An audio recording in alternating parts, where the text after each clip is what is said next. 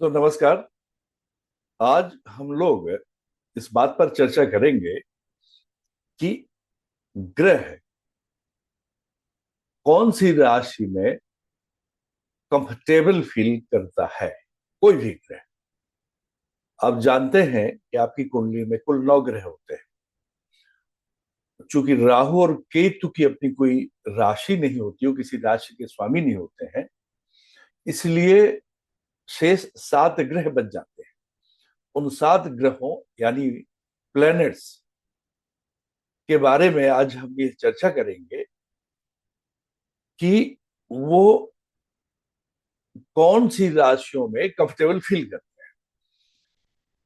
हालांकि आज का विषय हमारा है कि उनकी स्वराशियां क्या है, ओन राशि, उनकी अपनी स्वयं की राशियां क्या है ग्रहों की, और उनकी मूल त्रिकोण राशियां क्या है। और इसके अलावा उनकी जो उच्च राशियां हैं या उच्च की राशियां हैं, एग्जाल्टेड राशि हैं, डेबिलिटेटेड नीच की राशियां हैं, उनके बारे में हम अगले वीडियो में चर्चा करेंगे। साथ ही उसके पहले कि आज हम ग्रहों की स्वराशियों और मूल त्रिकोण राशियों पर चर्चा करें, मैं आपको एक बात बता देना चाहूंगा कि कोई भी ग्रह सबसे अधिक प्रसन्न अपनी उच्च राशि में महसूस करता है, जो उसकी एग्जाल्टेड राशि होती है, साइन होता है। और उसके बाद नंबर आता है, मतलब वो प्रसन्न महसूस करता है, इसका मतलब वहां बहुत ताकतवर होता है, सबसे ज्यादा ताकतवर वहां होता है। और इसके बाद उसके नीचे के क्रम में आता है मूल त्रिकोण राशि आती है। यानी जिस ग्रह की जो मूल त्रिकोण राशि होगी वहां पर वो ताकतवर होता है। सबसे अधिक ताकतवर कहाँ होता है?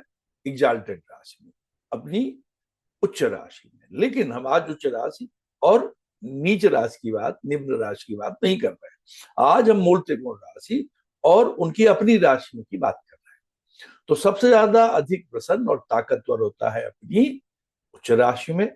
उसके बाद नीचे का क्रम आता है मूल त्रिकोण राशि का, और उसके बाद नीचे आता है उसकी अपनी स्वयं की राशि का, ओन राशि जिसे कहते हैं या स्वराशि कहते हैं। और उसके बाद आता है फ्रेंडली साइन। जो फ्रेंडली प्लेनेट होते हैं, जिन प्लेनेट्स के बीच में मित्रता होती है, वो एक दूसरे के साइन में कंफर्टेबल महसूस करते हैं और ताकतवर होते हैं उसी क्रम में। लेकिन कमजोर कहाँ होते हैं? अपनी नीच राशि, जो उनकी नीच की राशि पे अगर वो बैठे होते हैं, तो वो नीच राशि में वो कमजोर होते हैं, या शत्रु की राशि बैठे तो कमजोर होते हैं। तो आज हम चर्चा करने जा रहे हैं कि इन 7 ग्रहों की अपनी स्वयं की राशियां क्या है, उनकी मूल त्रिकोण राशि क्या है। अंतर यह होगा कि मूल त्रिकोणी ज्यादा महत्वपूर्ण होगी उन राशि की वनस्पति कंपैरिजन। सबसे पहले हम सूर्य को क्रम में ले लेते हैं। हमारा क्रम रहेगा sun, moon, Mars, Mercury, Jupiter, Venus, Saturn. तो देखिए, सबसे पहले हम ले लेते हैं सन को। आप कालपुरुष कुंडली हमने ली है, 5वें नंबर पे आप जानते हैं कालपुरुष कुंडली में ये साइन आता है सिंह राशि। 5 नंबर है, ये सिंह राशि का होता है। तो देखिए, 5 नंबर सिंह राशि का है, तो सिंह राशि का स्वामी कौन होता है? सूर्य, सन। यहाँ ये सन लिखा हुआ है, ठीक है साहब। यानी सन की अपनी राशि क्या हो गई? सिंह राशि। लेकिन साथियों, एक चीज और है कि सिंह की मूल त्रिकोण राशि, सूर्य की मूल त्रिकोण राशि भी सिंह राशि ही होती है। याद रखना है आपको, मूल त्रिकोण राशि भी सिंह राशि ही होती है।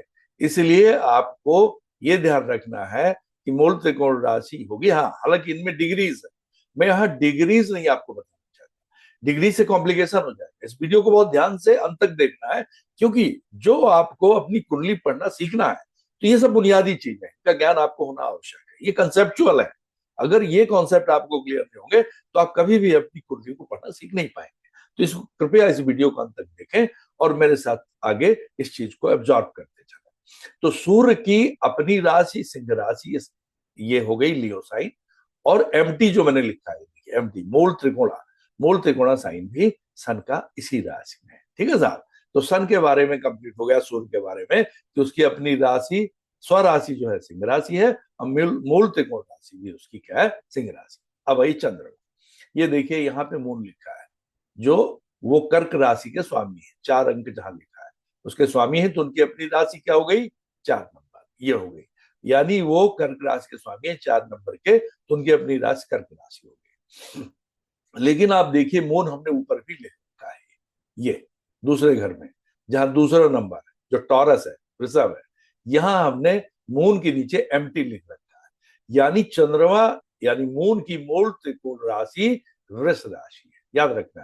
कहने का मतलब वो अपनी राशि में बैठने, जब वो बैठे होते हैं चंद्रमा, तो उसके कंपैरिजन में जब वो वृष राशि में बैठे होते हैं तो वो अधिक ताकतवर होते हैं, क्योंकि ये उनकी मूल त्रिकोण राशि। बस डिग्री पर बच जाइए, कोई आवश्यकता नहीं उसकी फिलहाल, उसे आपके लिए कॉम्प्लिकेशन उत्पन्न होगा। जब हायर लेवल की आप स्टडी करेंगे तो हम डिग्रीज की बात करेंगे। अब आइए, सूर्य के बाद चंद्रमा हो गया, चंद्रमा के बाद बुध मरक्यूरी आए। अब मरक्यूरी के लिए तीसरे में आ जाइए, ये मिथुन राशि। मिथुन राशि के स्वामी मरक्यूरी है, देखिए यहां लिखा है। अब जानते हैं कि मरक्यूरी बुध की 2 राशियां हैं, एक ये मिथुन राशि है और सीधे छठे में आ जाती है, यानी कन्या वर्गो। कन्या वर्गो के भी स्वामी कौन है, मरक्यूरी बुध है। यानी बुध की 2 राशियां हो गई। तो बुध की स्वराशियां क्या हो गई, अपनी राशियां, एक ये मिथुन और हाईलाइटर के साथ देखते जाएगा, और एक ये कन्या। ठीक है साहब। लेकिन अब मूल त्रिकोण राशि इनमें से कौन है, हमने देखिए एमटी, एमटी लिख रखा है यहां पर 6 में, मतलब कन्या में, यानी कन्या राशि इनकी मूल त्रिकोण राशि। यानी इन दोनों में अगर कंपैरिजन किया जाए कि कहाँ बुध ज्यादा ताकतवर होते हैं, ये विश्लेषण में बहुत काम आता है आपका जब आप कुंडली पढ़ते हैं अपनी, वहां पर कि जब यहां बैठे होंगे 6 नंबर में, यानी कन्या राशि में बैठे होंगे, तो ज्यादा ताकतवर होंगे वनस्पति किसके, मिथुन राशि के। तो ये मूल त्रिकोण, हालांकि यहाँ भी वो ताकतवर होंगे, कमजोर नहीं होंगे, लेकिन फिर भी ये ये मतलब इसके कंपैरिजन में यहाँ होंगे और अधिक शुभ परिणाम देंगे।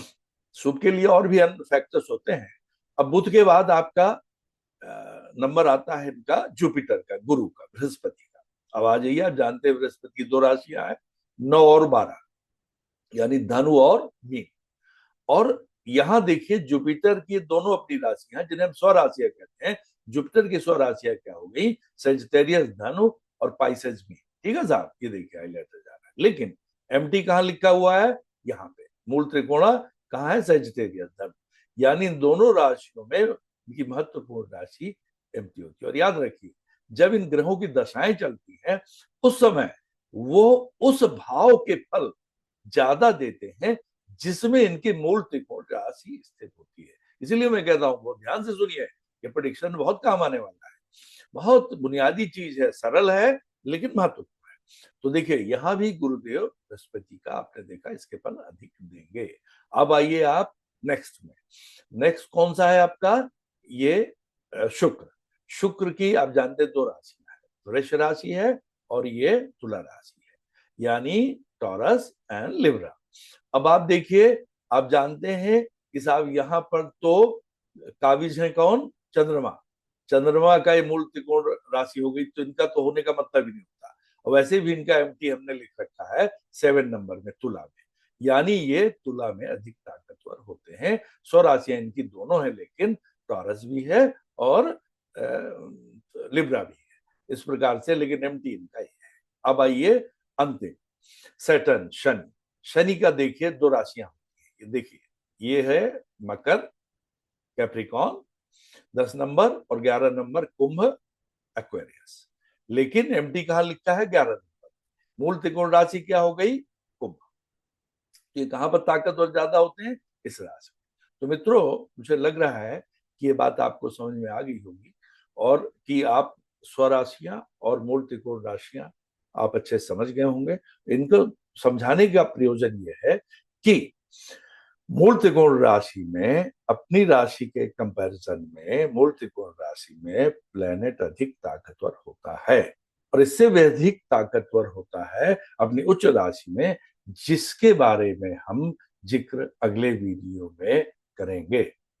ठीक है साथियों, इसी बात के साथ मैं अपनी बात आज समाप्त करना चाहूंगा, और अगले नए विषय के साथ हम अगले नए वीडियो को लेकर के आपके समक्ष उपस्थित होंगे। तब तक के लिए हम आपसे विदा लेते हैं। साथियों, आपका बहुत बहुत